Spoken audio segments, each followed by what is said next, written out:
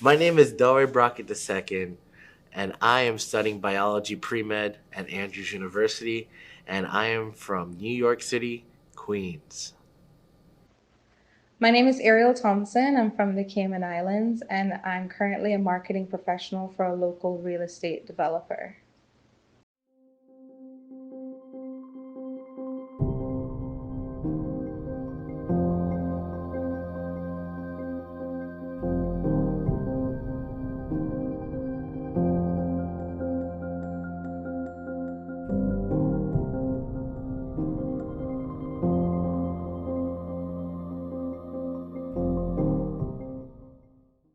A lot of people are kind of curious, like, oh, what are you mixed with? And the answer to that is I am Filipino and Jamaican. My mom is Filipina and my dad is Jamaican. People call me Blasian, black and Asian. My ethnicity depends on who I'm talking to, where I am. For the most part, I'll always tell people that I'm mixed. In the Western Hemisphere, I'll tell people that I'm mixed, black and white, because they tend not to get into the details. But recently I went to Europe and I saw the option to tick that I was mixed Caribbean, which made me excited because that's really what I am, mixed Caribbean. I went to this black school, this black middle school called Pathways College Preparatory School, and I remember this guy. He told me like, "Hey, Dora, you're you're too smart to be black, but you're too black to be Asian, or something along the lines of that." And it made me think about like, am I allowed to exist as Filipino or Jamaican in any space? Like, do people recognize me as such? And I was primarily raised in a Filipino household, and so I'm very like well acquainted with Filipino cultures and tradition. However, understanding my Caribbean aspect of me, and even my own black experience that came through high school, where somebody was like, "Hey, Dory, didn't you tell me you're Jamaican? You can participate in Jamaican chapel with us." And like, it was such an amazing experience being able to run up there with the flag and stuff like that during chapel in high school. And it was a really neat experience that made me start asking more questions about myself. I feel as if the words race, ethnicity, you know, nationality kind of gets muddled sometimes. Like people will ask one thing, mean something else, or mean something else and act something. So, for the most part, my overall being, I'm I'm proud of who I am, where I come from, my background, my family's background. What specifically that may be to someone, it may vary, but as a mixed female from the Caribbean, there's no downside to that for me personally that I impose on it. So I'm proud to be my mixed self. When I was, immersed in, a culture in the schools that I went to that was primarily black, I was usually the only Filipino or Asian person that went to my school. I kind of had to be left out of the circle, or do I join them? And I wanted to feel like I was part of the club, so I had to kind of choose my blackness in that sense, to choose to express that. In my church, which is a Filipino church, it's called Bayanihan, which I grew up in all my life. I felt like I had to choose to be Filipino and to exude like Filipino characteristics and qualities, so that way I can be accepted in that community.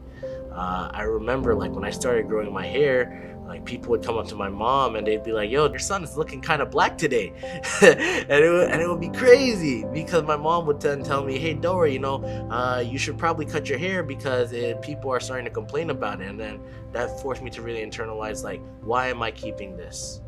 And like, why must I choose to satisfy one side versus the other? One of the reasons why people are like, "Hey, Dory, would you ever cut your afro?" And to me, I would personally answer no, because this reminds me of, you know, my black experience, that I can't run away from who I truly am.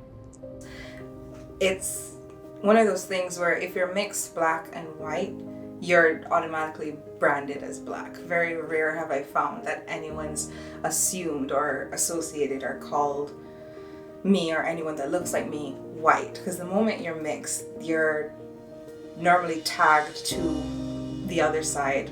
If it's white and Asian or white whatever, you're automatically tagged to the other side.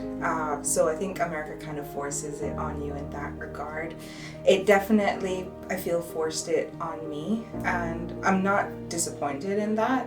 It allowed me to do my research and figure out what exactly I am. Attending a HBCU, I think, definitely kind of added to the side that I guess I erred on more. Going to a black college, being surrounded by black friends, be it mixed, pure, whatever.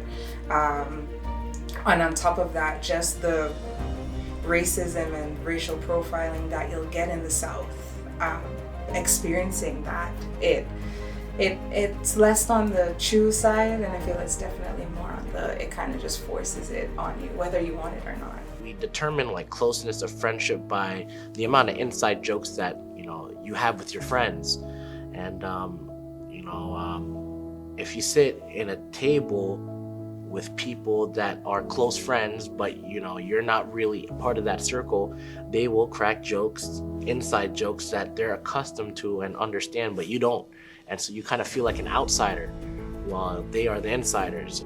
I guess for me, right, I couldn't really do any of the Caribbean dances because my mom or my dad don't really want me to do those things. And because they're like, oh, dancing is of the devil. So, because that's their that's my mom's Adventism talking. And so I couldn't really feel connected in that aspect. As far as like the community, mingling with people that, ascribe to that culture, if you don't feel like you're part of that community, you're not going to embrace that culture as much. So community and community acceptance is a really big part of feeling like you're part of the culture or not. I think there were 2 times in my life where I felt I didn't belong to any particular race. The first part being, I think, the bulk of my childhood. Just because I didn't focus on that. I wasn't aware of that. It's not something that I was constantly being asked or even told. I just existed. And that shifted when I moved to the States, because automatically from your airline form to going through the airport to going to university, you're asked these questions. Who are you? What are you? And it did take a bit out of me to be like, okay, what answer am I really giving to people when people either assume I'm one thing, or they tell me that I'm one thing, or they just question everything that I say altogether. I think that those are the 2 times in my life where it was just like, okay, what's one completely not even conscious about, and one where it was a little more hyper-focused on just because of the environment that I was in. I remember there was a time where I didn't want to be black. And I'll never forget, it was a very weird experience. So in the Philippines, my uncle is the mayor in this, I guess, provincial area, right? And so there was a birthday party for me, and basically the whole town showed up. And, they were like, hey, we're making like a big poster to commemorate your birthday and stuff like that. Like, what do you want your poster to be? And I was just enjoying like the Filipino culture, like everything that my mom had taught me in America, translated over perfectly into the Philippines, even though I couldn't speak the language. Just feeling like I was part of that culture made so much difference. And it was an experience that, I haven't necessarily been able to feel with my black culture at the time.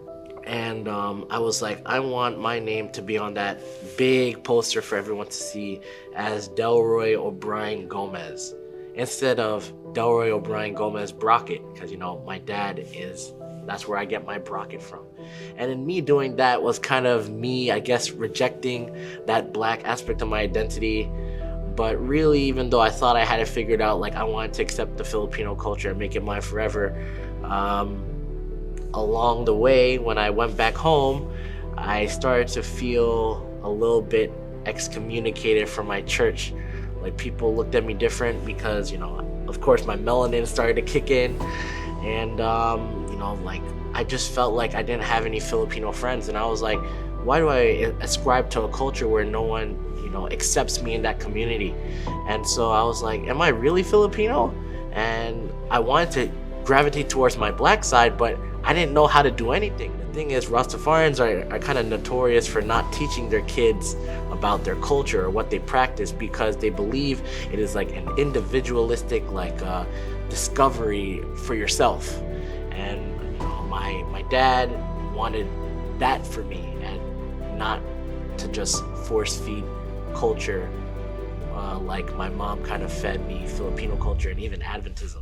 So I couldn't really relate, and until I came to Andrews, my identity crisis was kind of solved, because I realized I got to mingle with people of both Filipino and Jamaican Caribbean descent. I think it might be hard to feel a part of some ethnic groups. One, if I'm point blank not a part of that ethnic group, but with the ones that I feel make me who I am, I think I am a bit biased towards the black race, just because, again, it's where I went to school. That's the strong culture I was able to be a part of.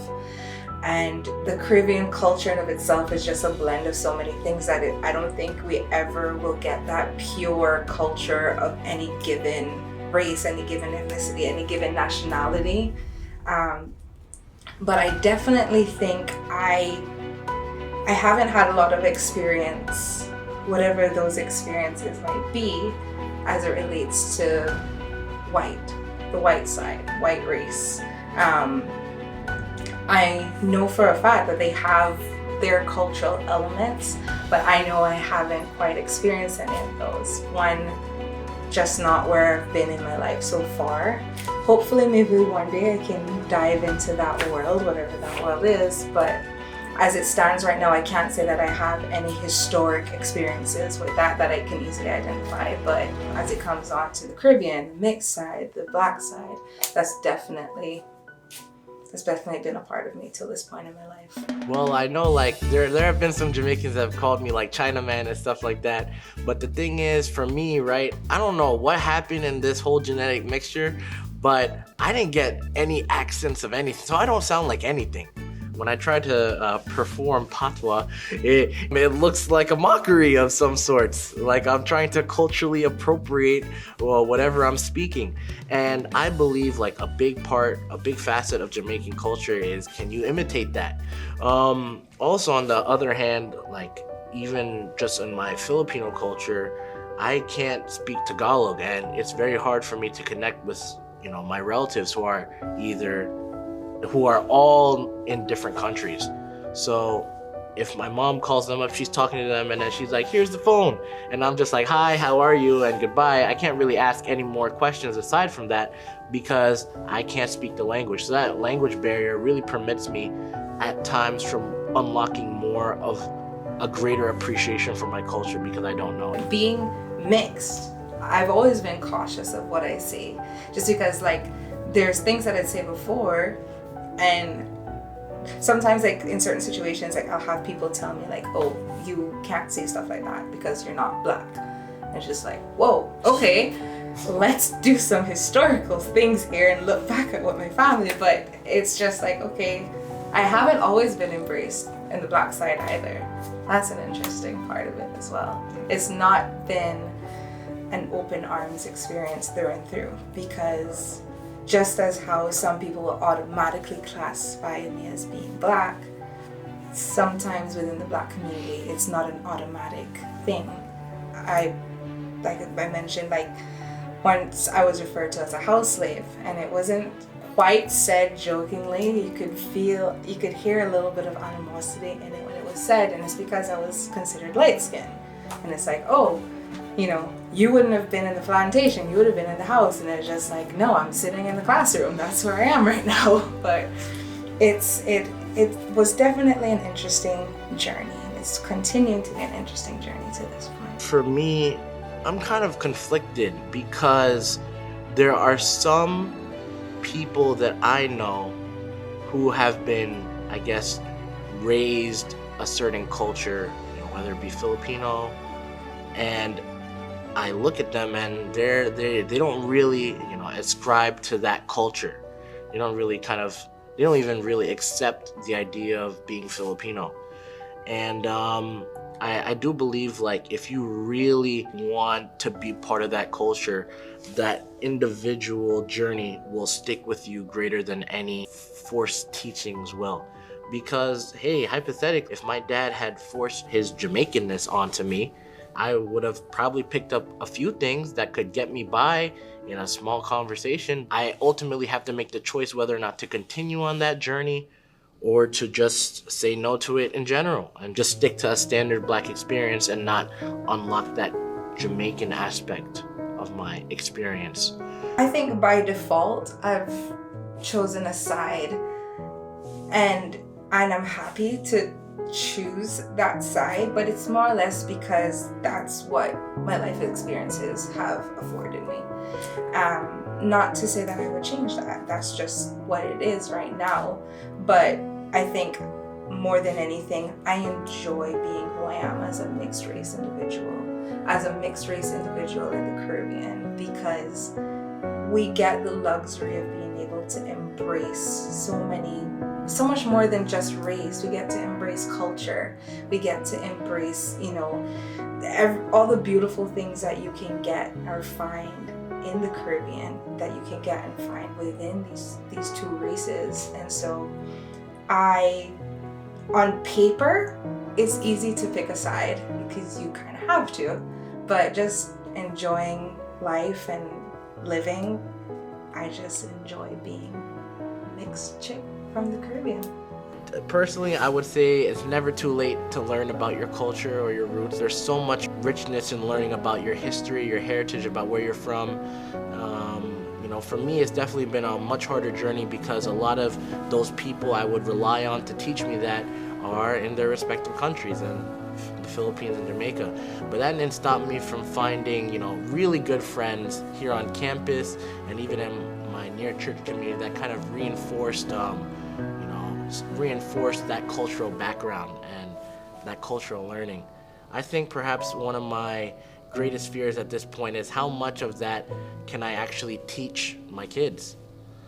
Like, am I just gonna teach them, hey, so this is how you eat this food, or this is how you eat that food, or am I, like, what exactly can I teach them being born here in America?